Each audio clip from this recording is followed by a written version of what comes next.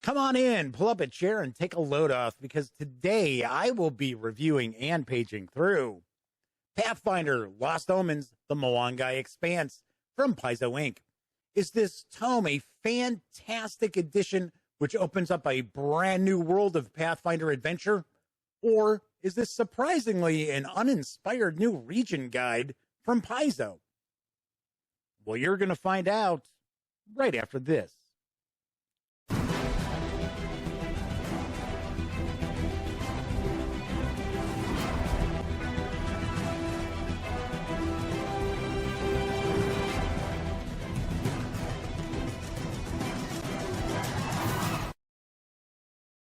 Howdy, howdy, howdy, gang. Welcome once again to the Duct Tape Studios.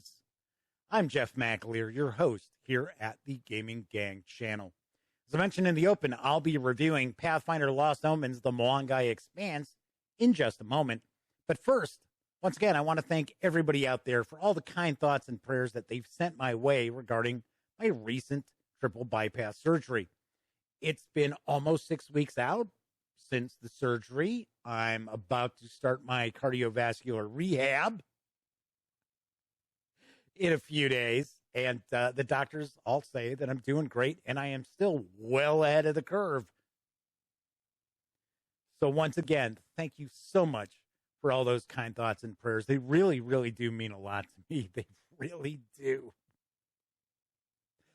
Okay, so today I am going to be reviewing Pathfinder Lost Omens, the Mwangi Expanse from Paizo Inc.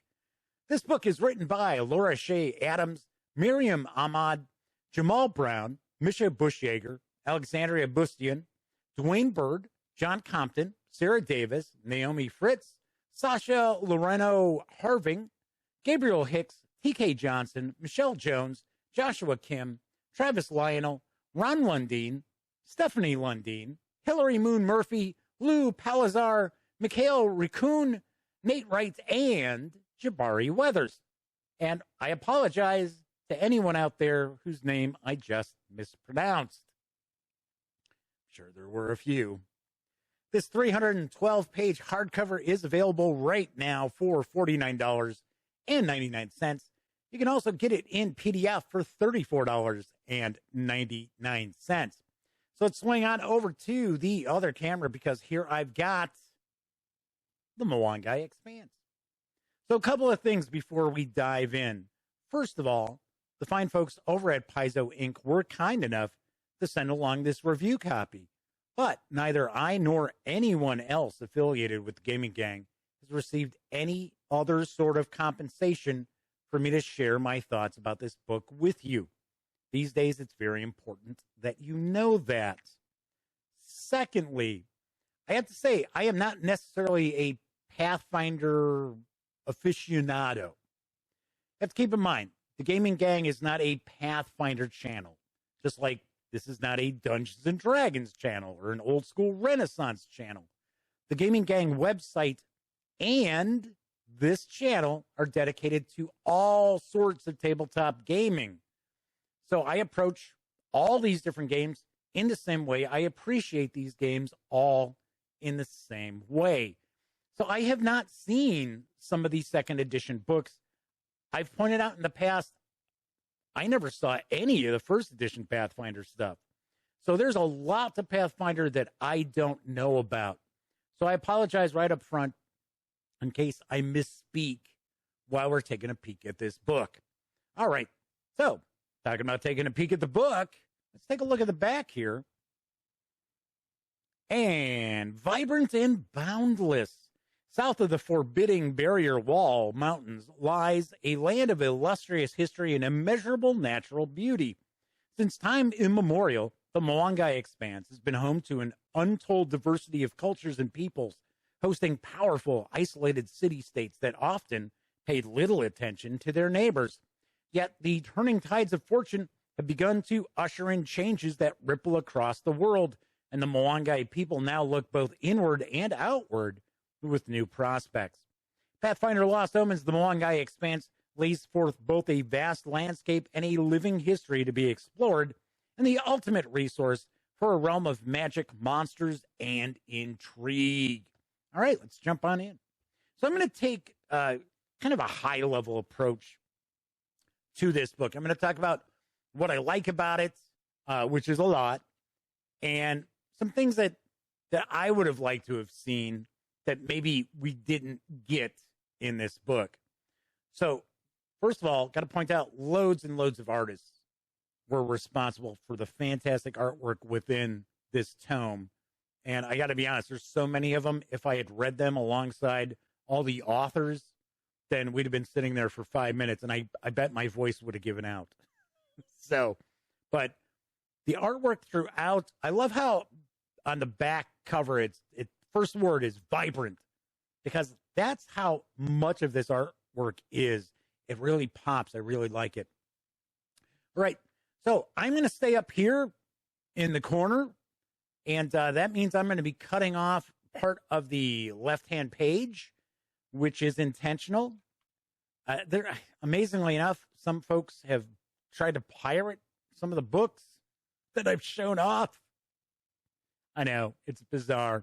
So I'm not going to take a look at each and every page. I'll probably skip through some stuff, but I do want to discuss what's in this book. So we're going to start off, and we get a bit of a history of the Mwangi Expanse.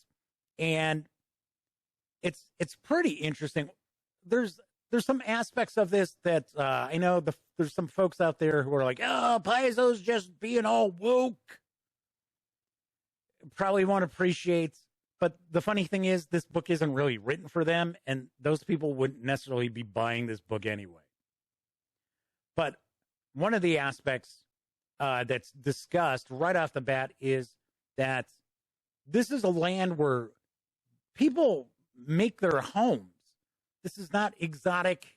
Shouldn't treat it as if the player characters are visiting some amusement park. There is no white man's burden. And I have absolutely no issue with that.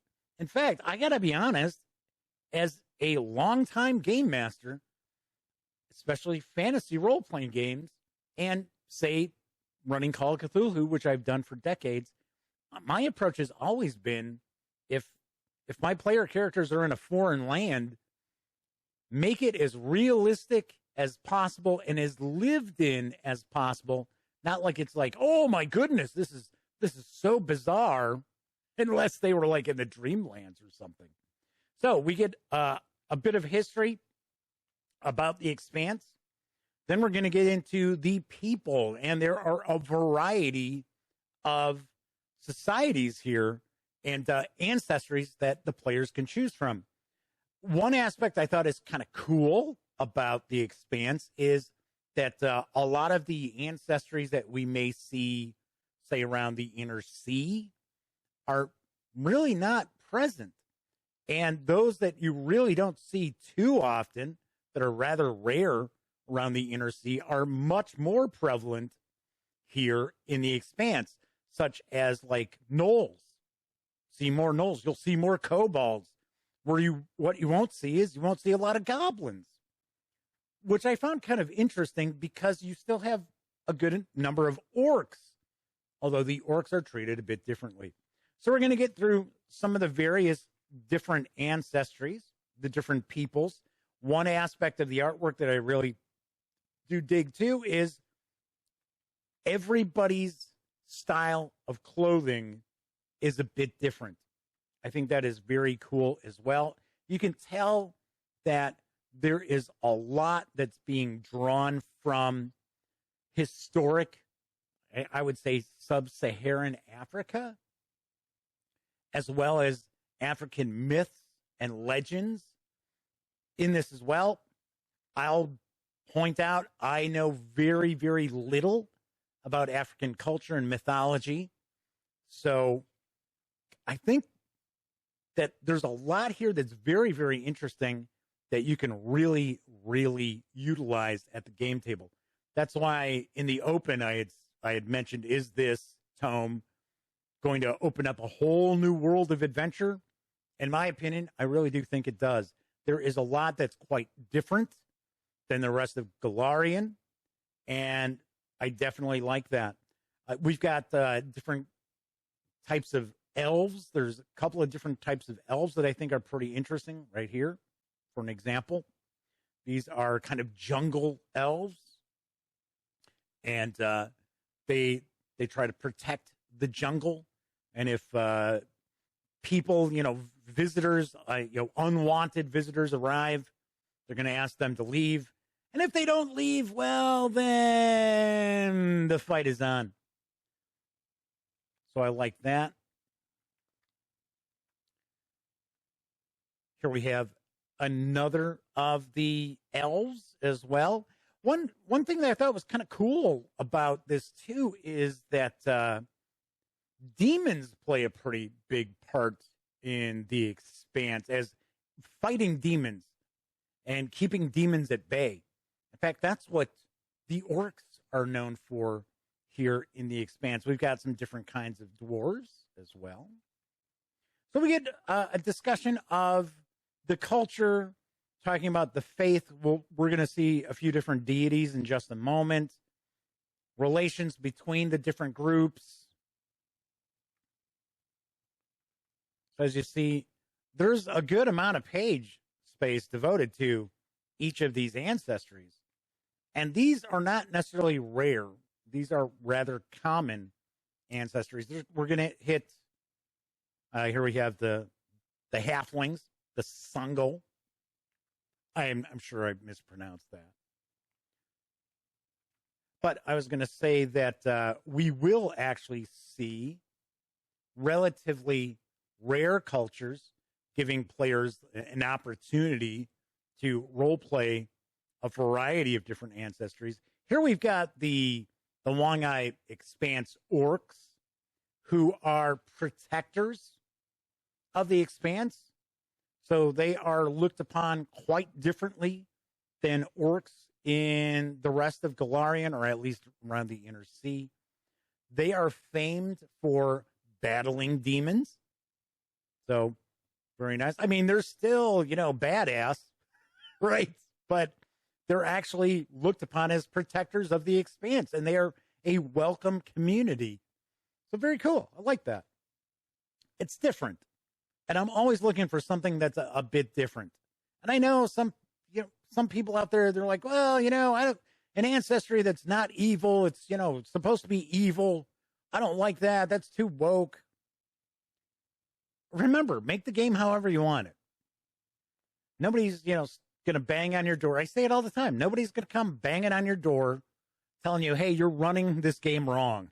Just however you want to run it. But I do like the fact that we've got a different take on the orcs. I definitely dig that. I like that.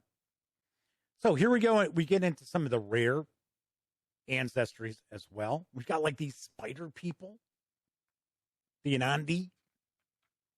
They're all like shapeshifters. Kind of cool. Just give you a quick look through some of these. There's the gnolls. And it's kind of telling you, okay, so how rare are these? Once again, the artwork throughout is very, very cool. And as you can see, this is player-facing information because we got the different feats.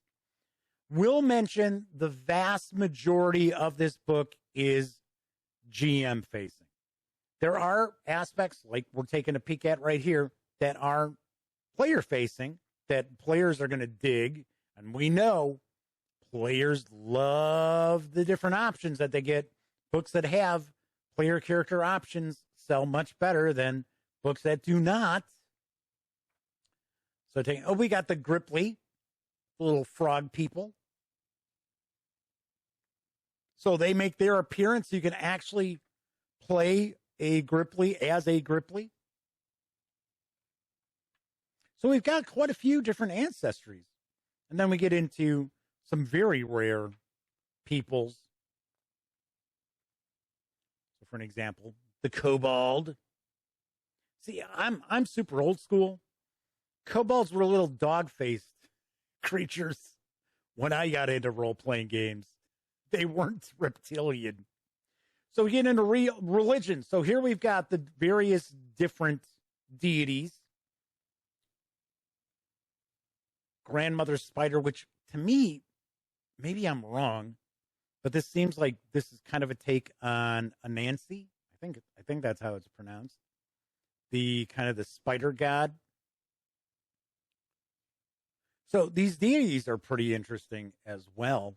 There's one deity who actually wants to throw out all foreigners from the expanse, which I thought that was kind of interesting. And there are actually some cultures that would like to see visitors tossed out as well. So each of them gets a page devoted to them. Then we get into the geography. So we're going to see a bit of a gazetteer, and then we're going to get into some detail about 8 different cities in here as well. And the information about the cities it goes into some pretty good detail. So here we just start going in through the gazetteer of various different areas of the expanse.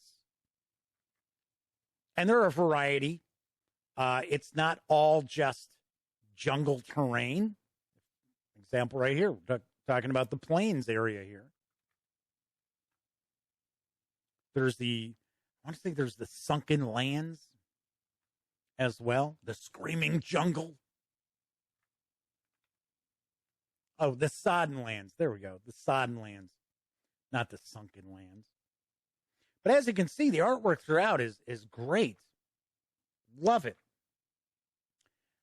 And there's loads of gameable material in here for both the players and the game masters. So it's not as if it's like some of the old Splat books. It was just tons of art and almost no gameable material. That is not the case with this. So we have Blood Cove, which this is a port city, which is kind of dedicated. It's kind of I don't want to say dedicated. It's kind of a pirate haven. So as you can see, each of these cities is going to get a bit of a breakdown of what it's like to live there. We get a bit of a map, an overhead map. Talks about the different resources that are available there for trading. So as you can see, we get quite a few pages devoted to the city itself and important locales throughout the city, various different guilds and organizations. So we're just going to flip on through here because each of the 8 cities have the same kind of approach given to them. So they're all pretty unique. There is another port city that is essentially the exact opposite of Blood Cove, that they don't allow pirates, and those pirates will be punished. So just kind of zipping on through here.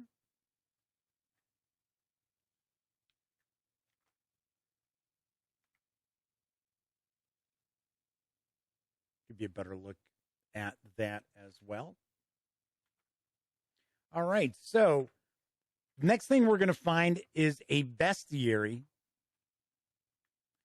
And I was a little surprised that the bestiary is relatively short.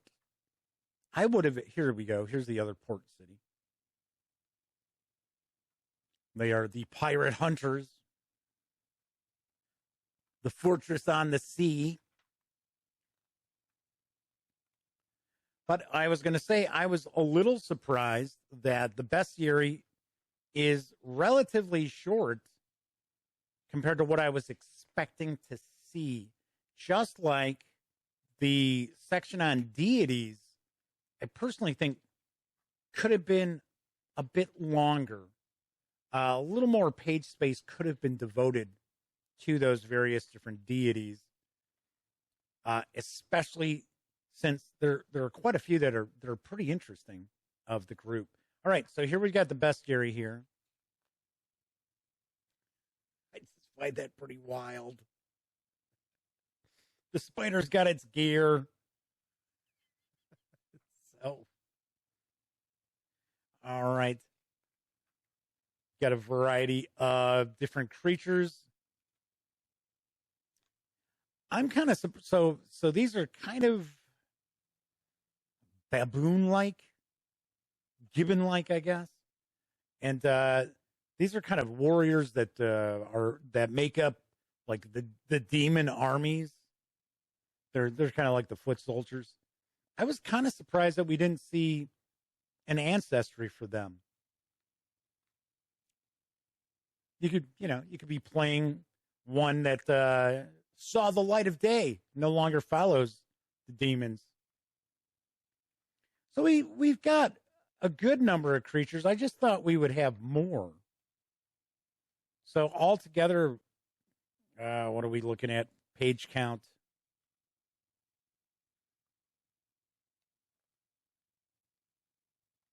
17 pages.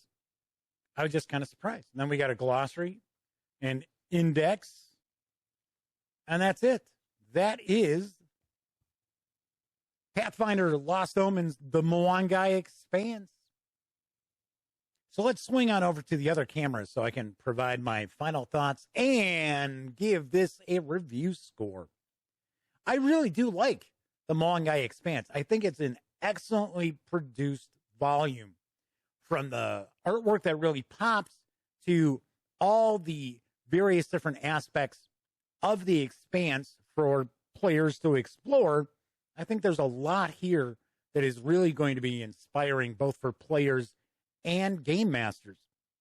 That said, the book is far more game master facing than it is player facing. Granted, we do have a variety of new ancestries for the players to take a peek at, maybe run characters from. So I thought that was very cool. Somebody out there might be thinking, yeah, you know what? I want to play a Knoll. Or, yeah, I want to be one of those shape-shifting spider people. I think that's cool. So there's tons and tons here to recommend the Mwangi Expanse. Couple of quibbles I have, and they're not huge. For one, I would have liked to have seen a little bigger bestiary, since we are talking about a huge region. So I would have liked to have seen maybe an additional 10, 15 creatures to have been included. I think that would have been nice. I would have liked to have seen a bit more development and the deities fleshed out a bit more, because there are some pretty interesting deities there. They're only getting like a page of information. I would have liked to have seen that doubled maybe. And then lastly, I got to say, I think the PDF's a little too pricey. The hardcover is $49.99. You're getting 312 pages. I think that is a fair price. The PDF, on the other hand, is $34.99. Normally, we'll see PDFs go for about half of the MSRP of a book. That's not the case here. If the PDF was about $10 less, I wouldn't have any issue. But once again, this is just me sharing my thoughts. All in all, I think Pathfinder Lost Omens, the Mwangi Expanse, is excellent. If you have any interest whatsoever in checking out running adventures in this region or playing player characters from the various ancestries that are included in this book, then this is a must-have. It's a no-brainer to add to your collection. I think it's really, really well done. It's very well written. With all those authors, it doesn't really change tone too often, which is something that we see a lot of with role-playing game books, where suddenly it's kind of conversational, and then it's very technical, and then it's back to being kind of a combination of the two, and it's so many different voices. It's not a consistent delivery. Here, not so much. So I was very pleased by that. I thought that was very well done. So on a scale of 1 to 10, or actually 0 to 10, I give Pathfinder Lost Omens, the Mwangi Expanse, a big, solid recommendation with a 9.5 out of 10. As I mentioned, just got some minor quibbles. But I think for just about anybody running Pathfinder 2nd Edition, you got to have this in your collection. All right, that's it for this time out. If you like this video, by all means, please give it a quick thumbs up. Subscribe to the channel if you haven't already, and if you do subscribe, ding that bell. It'll not only let you know when I upload videos such as this review, it'll also tell you when my live stream, the Gaming Gang Dispatch, airs right here on YouTube. I bring you not only the latest in tabletop gaming news, but first looks at tabletop games. And of course, when you're not watching videos on the Gaming Gang channel, be sure to visit thegaminggang.com for all latest in gaming news, reviews, and a whole lot more. You know the drill. Get your geek on at thegaminggang.com. Once again, I'm Jeff McAleer. Thank you so much for watching. And until I see you next time, here's hoping each and every one of you gets to enjoy plenty of great gaming with your gang.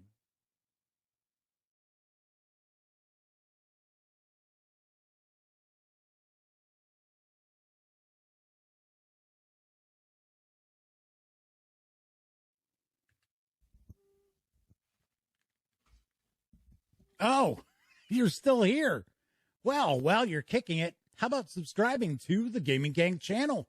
Or seeing the latest episode of the Gaming Gang Dispatch? Or finding out what YouTube recommends you check out here at my channel? And of course, don't forget, get your geek on at thegaminggang.com.